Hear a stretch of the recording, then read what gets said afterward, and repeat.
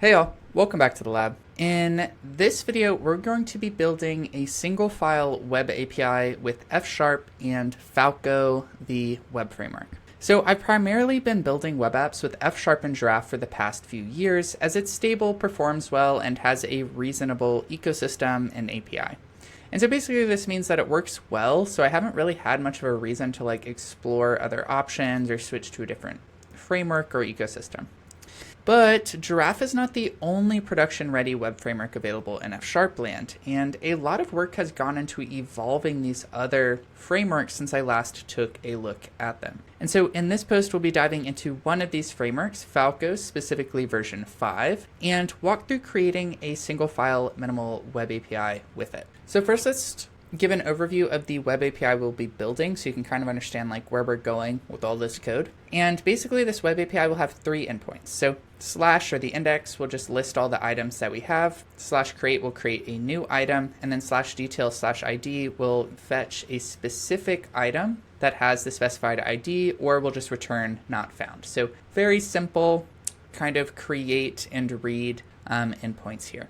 Now note that this is the same API that we used previously in our F# and Giraffe web API example, and the idea is it'll be pretty easy to compare Giraffe versus Falco because we're basically doing the exact same stuff just with a different framework. And so you can find that code here. Now for data persistence, we're using an in-memory repo. Basically, this is just a class that wraps an array of items and surfaces some operations like create, get one, and get all for these simple items. And so here's the code itself. We'll just kind of glance over this. Just a simple type, really it's just an ID, which is a GUID.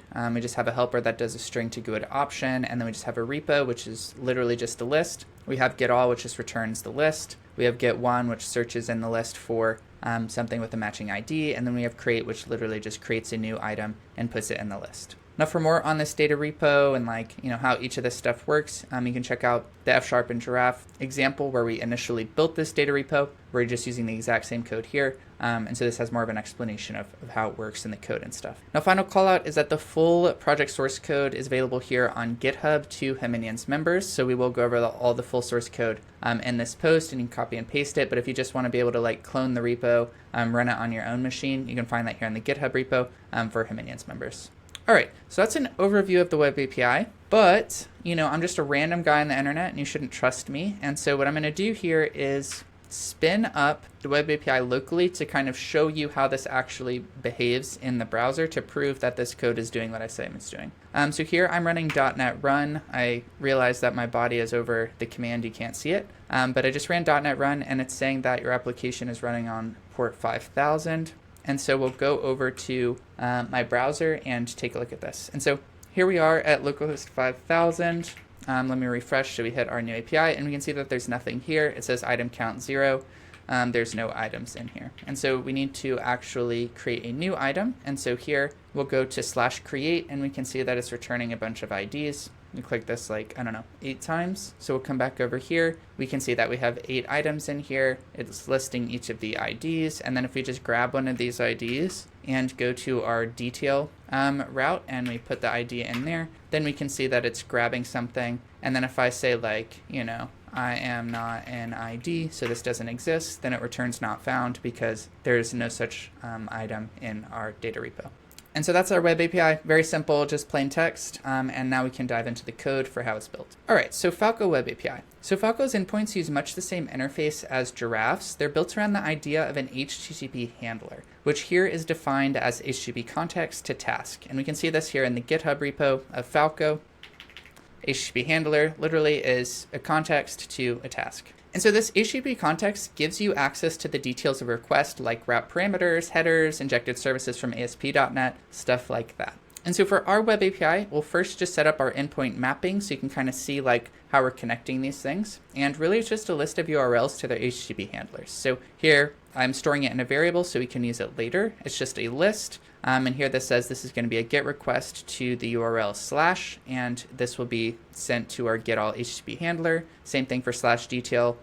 Here we're saying this has a parameter with name ID, and we'll use this name later to fetch it. This goes to the detail HTTP handler, and then finally we have /create, which goes to the create HTTP handler.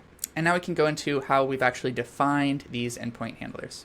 So for get all HTTP handler, basically what we're doing is just get the count of items in our data repo, get the IDs of all items in our repo, construct a string to send back to the requester, and then we return a plain text string using Falco's response.of_plain_text. You can imagine that if it's a different type like JSON or HTML, you can use response.of that, and it will format it correctly so that the requester understands what you're sending back to it. And so here we have the code. You can see that it's an HTTP handler. It's a context that is going to return a task. And so here we get the count. Here we're getting all the items. We're mapping over those items to get the ID out and then returning that into a big string with new lines in between each item. We are creating the full page string representation of this where we say item count is count, and then we just add all items here. And then we just return it with response.of_plain_text. We give it the string to return, and then we pass in the context we got because it's like a pipeline. So we need to pass the context forward so that the next handler can actually run this. Next, we have our detail HTTP handler. And recall here that our detail route has the form of /detail/ID, and we had ID as this parameter. This will allow us to look for ID in our route using the context to get that value out. And so you can imagine this could be something else like name or number or something like that, and you would use that as the identifier to get the value out of the route. And so what this will do is it'll get the ID string from our route using the HTTP context. It will then try to get the matching item from our data repo, and then it will return a string depending on if the item was found or not. So again, detail HTTP handler, we see that it's a context to a task.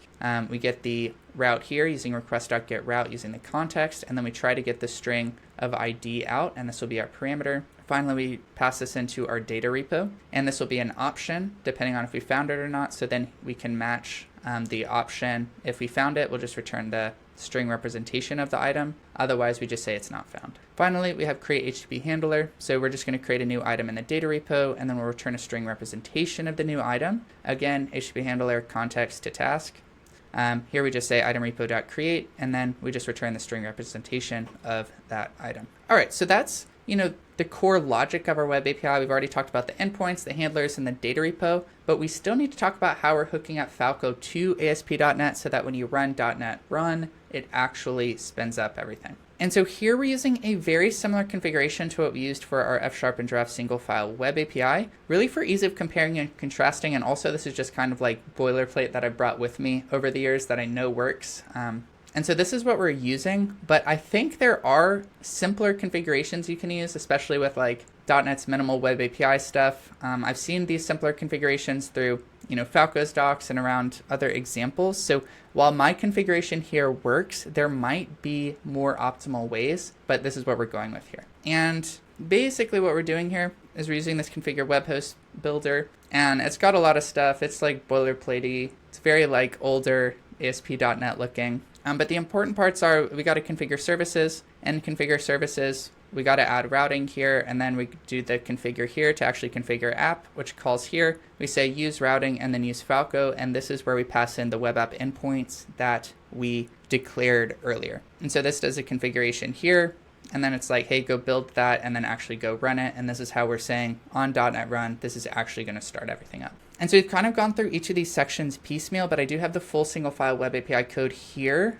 So if you need to copy and paste this into a program.fs, you can do that.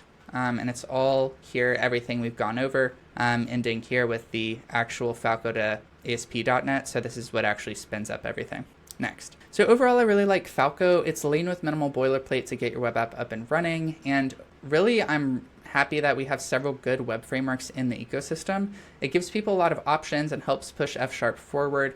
Some people will like some APIs and formats better than others. And so having more options, I think, is just generally a good thing. Now, I've just started playing around with Falco, so I'm still exploring capabilities and best techniques. For instance, I think my ASP.NET configuration code is probably way more complicated than it needs to be. I'm probably like making my endpoints not as like fluid as they might be. So let me know if there's something I missed or something you'd like me to explore or cover, and I'll work my way over there with some more example projects. Top of mind for me is probably doing server-side rendered HTML with Falco's HTML DSL. I'm currently using Giraffe.viewEngine for a lot of things, but Falco has its own version of this, which I think has a slightly nicer API. So might do that and maybe build some examples with larger full apps around it. Final call out is thank you Hyminians for your support. As a reminder, Hyminians members get access to this example's full source code, so you can just clone and run it on your own machine. And it also includes access to dozens of other examples covered in my guides here. And it supports me creating more posts like this one. So again, thanks for your support. Now, if you like this post, you might also build a simple F# web API with a data repository using F# and Giraffe. This is the F# and Giraffe version, basically, of this guide, especially useful if you want to compare and contrast between the two and see what they look like. You might also be interested in 1 million checkboxes, which is globally synced data with F# and HTMX. This is my latest project, and it uses F# Giraffe with HTMX on the front end. And finally, you might be interested in why F# is a fun programming language. That's it for this video. Thanks for watching, and I'll see you in the next one.